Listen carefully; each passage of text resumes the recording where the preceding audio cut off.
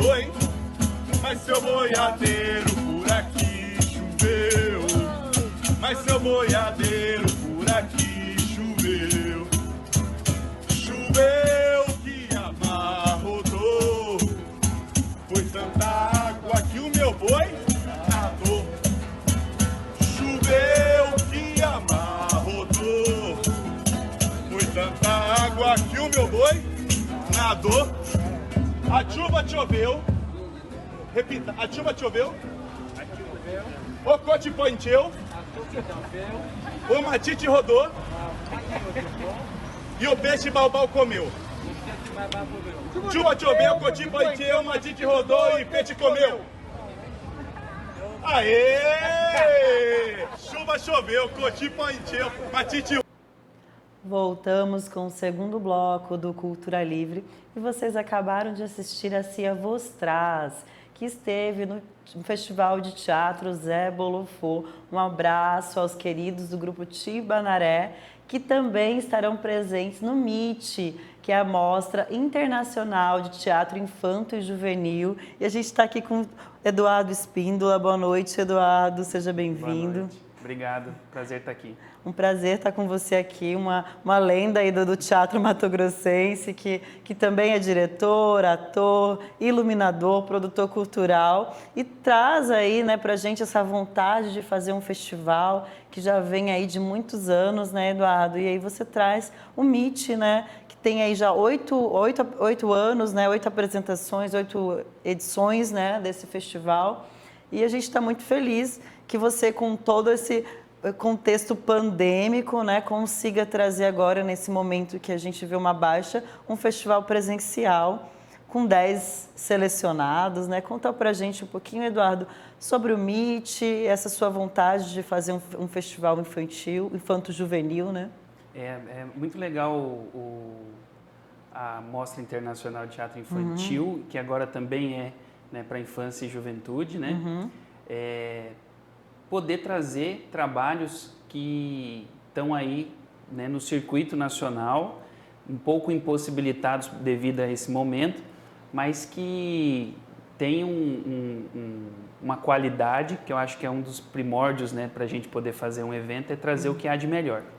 E nessa trajetória, né, nesse percurso que a MIT vem desde 2007, né, ela vem trabalhando exatamente para que a gente possa sempre apresentar trabalhos com qualidade para esse público, né, que é um público que às vezes fica um pouco esquecido, né? Você vê, na pandemia a gente teve muita coisa, mas não teve muita coisa para esse público, a não ser aquilo que já é produzido, né, com grandes produtoras. Então, a mostra, ela trabalha com agendamento escolar, né? Então a gente busca as crianças que estão na escola, né? Tanto da pública quanto da privada. Isso é muito legal porque tem essa interação e a gente leva para o teatro. E a gente também coloca espetáculos, né, em outros ambientes. Então a gente também tem o espetáculo de rua, né? A nossa tradição é sempre trazer o circense, né, grupos que têm essa formação, né, que chama a atenção da criança e que mostra uma qualidade no trabalho, né? Esse ano a gente está trazendo, né, um grupo argentino para fazer o encerramento da MIT lá no Parque das Águas. Não só preocupado com a questão estética, a gente também se preocupa muito com a formação. Então essa trajetória também, né, da mostra, ela já trabalhou, né, com capacitação para crianças, para formação de atores, né, diretores na parte técnica, luz, som. E agora a gente tem trabalhado muito com a formação e a capacitação dos educadores para trabalharem com as crianças. Então, esse ano a gente também, né, tem uma educadora, que é a Michele Sierra, que ela fez um mapeamento fantástico, né, que é da cartografia do brincar. Então, ela foi, né, nos bairros periféricos da Chapada dos Guimarães, fazer o mapeamento daquelas crianças que não têm tanto acesso à tecnologia, ou por uma questão mesmo, né, da questão internet, financeira, né? né? Mas também por uma questão, às vezes, que não chega.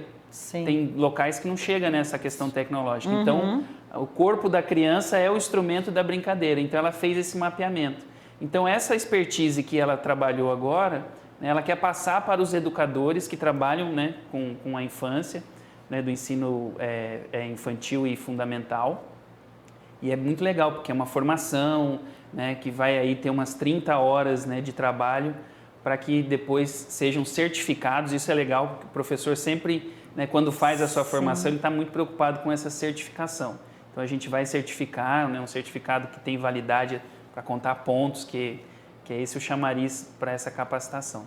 E já tem as inscrições abertas para os professores? Já foram selecionados os que vão participar dessa? Não, a gente está com a inscrição aberta, né? Então a gente deve trabalhar, porque a MIT esse ano ela é de 18 a 24 de outubro, né? Tanto no Cine Teatro Cuiabá, que são os espetáculos, né? Que tem essa seleção definida pela curadoria, que comporta estar dentro do teatro. Sim. Mas também tem o Parque das Águas, que vai ser o nosso parceiro para o final de semana, onde a família vai poder levar. O parque já é um espaço que a família vai no final de semana, Exatamente. Então vai ter mais um atrativo dentro do parque. Não, é muito legal. E aí a gente vai levar, né, 4 atrações, tanto no sábado quanto no domingo, que é o encerramento. Então isso é fantástico. E sempre trabalhando com essa questão do envolvimento. A curadoria sempre se preocupou muito com o critério técnico, a qualidade dos espetáculos, e esse ano tem um diferencial.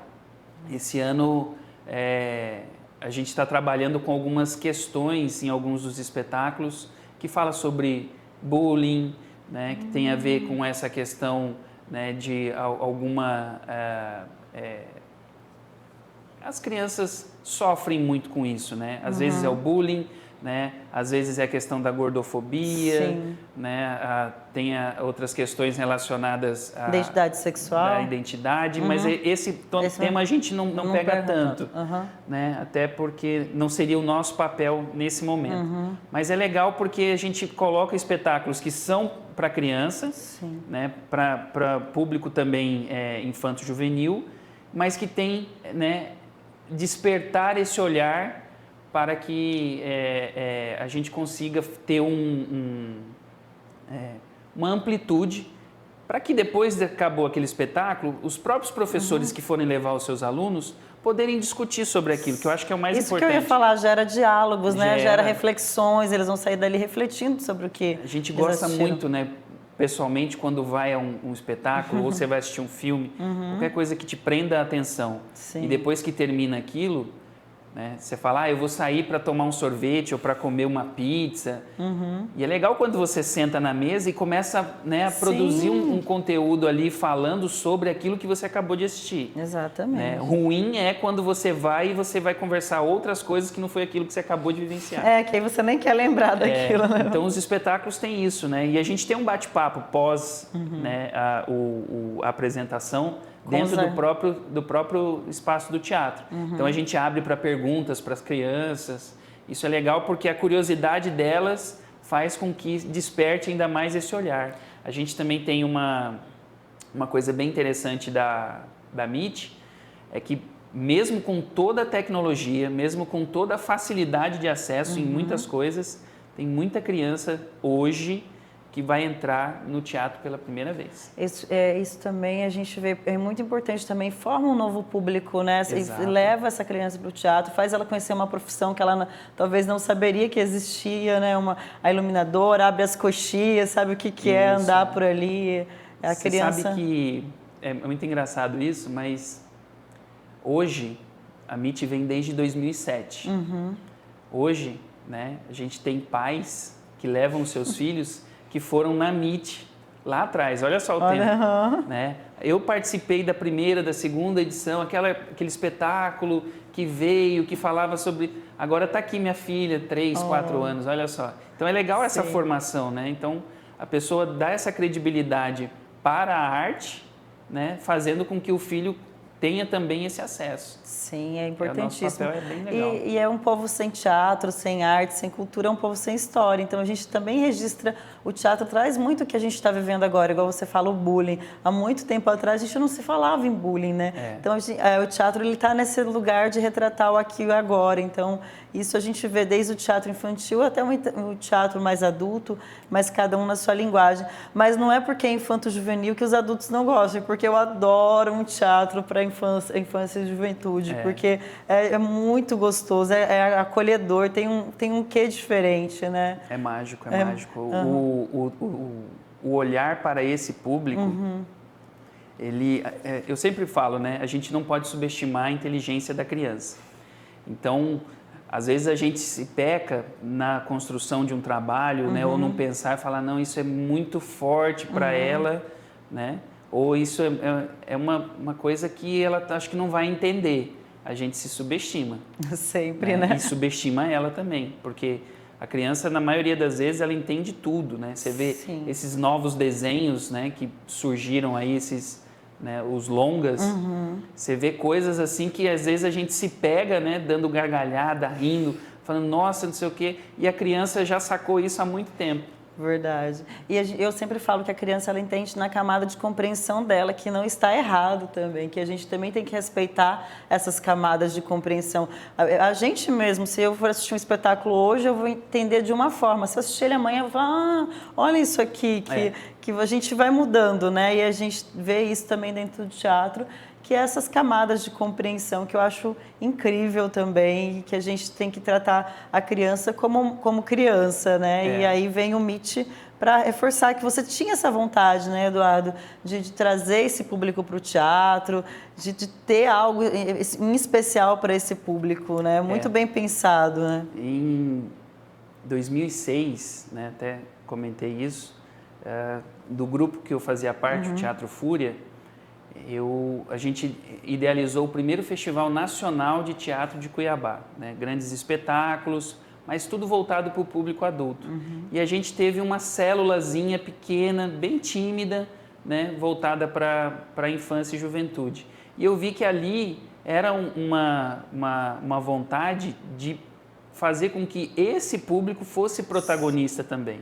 E aí, né, veio a calhar surgir, né, a mostra para poder atender e principalmente poder formar, porque se a gente consegue já na infância fazer com que a criança tenha o contato com a arte, né, a gente sabe que isso vai ter um diferencial lá na frente. Totalmente, né? A gente pode falar isso, a gente foi crianças que tiveram esse contato com a arte e a gente pensa diferente, a arte ela põe você para pensar de uma forma diferente. Eu acho que traz mais humanidade, assim, a pessoa fica muito mais humana com a arte. E assim, a curadoria foi muito bem pensada, tiveram 10 selecionados, né, para esse MIT. Ele foi enxugado para esse modelo pandemia ou não? Sempre foram 10 selecionados? Como que foi isso? Não foi nesse propósito. Assim, a pandemia realmente influenciou muito essa questão, né, de como formar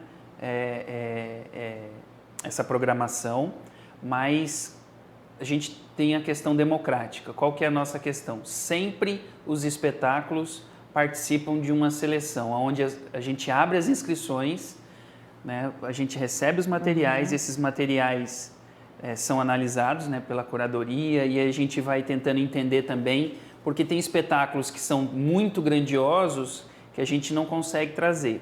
Questões financeiras, né? Ou até mesmo de logística. E aí, pós essa seleção, a gente começa a trabalhar os locais onde a gente vai poder colocar esses espetáculos. Então, tem espetáculo que só tem condições de ser feito, né, como a abertura da MIT, que vai ser na segunda-feira, né, dia 18, né, um espetáculo de sombra. Ele tem que ser feito em um local fechado, porque tem toda essa magia da sombra. Né? Mas também a gente tem um espetáculo da Argentina que vai ser feito, né, na Parque das Águas, que é aberto, que é malabares, tem toda uma questão, né, com a artista. Mas o grande mote da curadoria, além dessa questão da qualidade técnica, é fazer com que essa democracia dê tipos diferentes, né, estilos diferentes de fazer teatro sejam apresentados. Porque isso também envolve o pessoal que produz, né? Então a gente tem os grupos, né, que vão ver uma nova técnica, né, um novo jeito de se fazer. Então isso é legal. Quando você faz uma amostra, é isso. Você traz aquilo que é diferente, que é melhor, para que as pessoas possam ver. Então Cuiabá tem esse privilégio. Mas não só Cuiabá hoje, né? A gente já tem algum tempo que vem também colocando a MIT em outros municípios próximos de Cuiabá. Esse ano a gente está indo um pouco mais longe, né? Esse ano a gente está indo para Sorriso, Lucas do Rio Verde e Nobres. Olha. Então tem um grupo de mamulengos, né, que é de Brasília, que está indo para esses municípios para fazer essa apresentação, né, nas praças lá da cidade. Quem não conseguir acompanhar no presencial, vai ter online? Vai ter uma cobertura online? A gente vai fazer a cobertura online, né, com teasers. A gente não tem como fazer com que os espetáculos sejam transmitidos ao vivo, porque envolve toda uma tecnologia que às vezes, principalmente no interior, às vezes pode ter algum problema, chuva. Sim. Mas esses espetáculos também, a grande parte deles, né, já são espetáculos que já vêm no repertório dessas companhias, desses grupos, que devem estar disponíveis aí. Sim. Mas o legal é que assim, a nossa cobertura, né, de Instagram, a cobertura de Facebook, né, fazer com que o site também tenha lá acesso, vai ser assim full time, né? Então a gente vai ter aí uma boa cobertura. Quem quiser também saber toda a programação e o que vai estar acontecendo todos os dias, então seguir as redes sociais, né? Isso. E também tem o site, né? Que lá dentro do site você consegue acompanhar a programação diária. Você fala que vai ser fechado para as escolas, mas eu sou público geral e eu quero ir até o Cine Teatro. Como que eu consigo? Vai ter um ingresso separado? Como que vai funcionar isso? Tem. A gente tem uma porcentagem de ingressos que a gente deixa para o público que tiver interesse em participar, né? A gente faz o agendamento, porque como é dia de semana, né, tanto de manhã quanto à tarde, para quem estuda de manhã, sai da escola, vai para o teatro e depois retorna. Né? E à tarde a mesma coisa. Então a gente acaba tendo as escolas nessa parceria para que a gente tenha esse, né, atendimento ao público, né, de uma forma mais ampla, mas sempre também pensando nesse público que é externo. Então, se a mãe, de repente, quiser ir com o filho lá, é só aparecer que a gente está recebendo de braços abertos lá. Muito legal. Então, convido vocês para ficar com a gente aqui no último bloco do Cultura Livre, para o Eduardo falar um pouquinho mais dos detalhes e a gente acompanhar esse festival que está lindo aí, que já acontece tem 8 edições dele, que não é 8 anos, né? A gente gostaria que fosse 14 anos já, admite. Então, chamo vocês para ficar com a gente no último bloco aqui do Cultura Livre. Até mais.